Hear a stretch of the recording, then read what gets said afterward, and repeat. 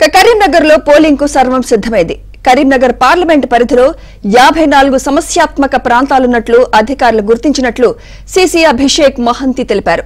Social మీడియాలో రెచ్చగొట్టే ప్రసంగాలను viral చేసే వారిపై ప్రత్యేక నిఘా ఉంచామని తెలిపారు.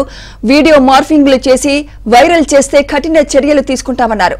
డిస్ట్రిబ్యూషన్ సెంటర్ నుంచి స్ట్రాంగ్ రూమ్లకు ఈవీఎంలు చేరుకునే వరకు గట్టి భద్రతా ఏర్పాట్లు చేస్తామంటున్న కరీంనగర్ సిపి అభిషేక్ మహంతితో మా ప్రతినిధి శ్రీనివాస్ ఫేస్ టు ఫేస్.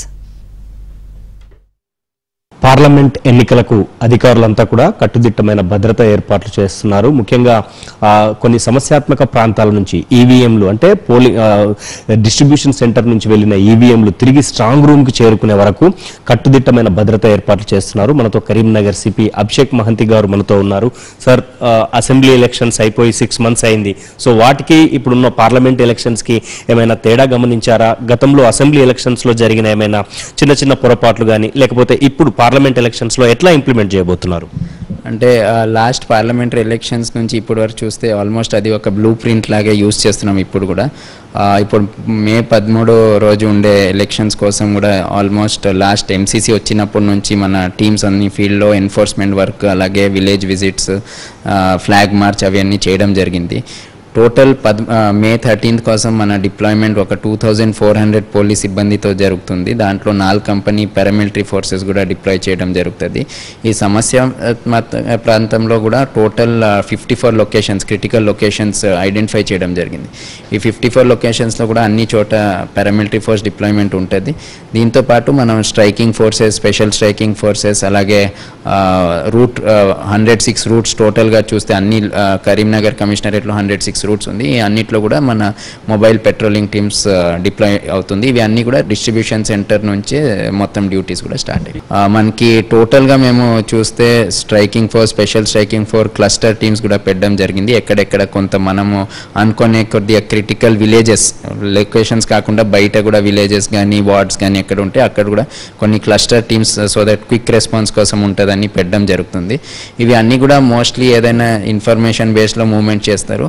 అలాగా స్పెసిఫిక్గా అయితే ఏం ఇన్పుట్స్ మనకి లేదు, బట్ వీఆర్ అలర్ట్. ఏదైనా వస్తే ఎవెన్చువాలిటీ దానికి రెస్పాండ్ అవుతుంది. అలాగే కలెక్టరేట్లో కూడా స్పెషల్ టీమ్స్ ఉంది సోషల్ మీడియా వాచ్ కోసం. ఏదైనా అలాగా వచ్చి ఏమైనా ఉంటే ఇమీడియట్గా వెరిఫై చేయడం, దానికి రెస్పాండ్ చేయడం కూడా మేము టీమ్స్ ఏర్పాటు చేసి పెట్టుకున్నాం. ఎంతమంది సిబ్బందిని ఏర్పాటు చేశారు? మొత్తం ఎన్ని పోలింగ్ స్టేషన్స్ కరీంనగర్ కమిషనరేట్ పరిధిలో?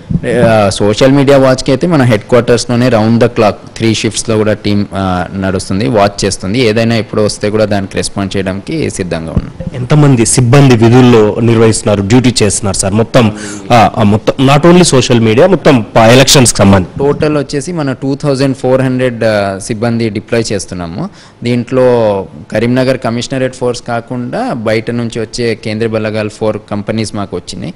అవి కూడా డిప్లాయ్మెంట్ చేయడం జరుగుతుంది. టోటల్ సీజర్స్ చూసి 9.5 crores సీజర్స్ కరీంనగర్ కమిషనరేట్లో అయింది. దాంట్లో క్యాష్ 8.5 crores వరకు క్యాష్ సీజర్స్ అయింది. అలాగే లిక్కర్ కూడా 207 కేసెస్ రిజిస్టర్ అయింది. ఇది కొన్ని ఈ ఆర్టికల్స్ అన్అథరైజ్డ్గా ట్రాన్స్పోర్ట్ చేసినప్పుడు అవి పట్టుకోవడం జరిగింది. ఎక్స్ప్లోసివ్ యాక్ట్ 2 కేసెస్ అయింది.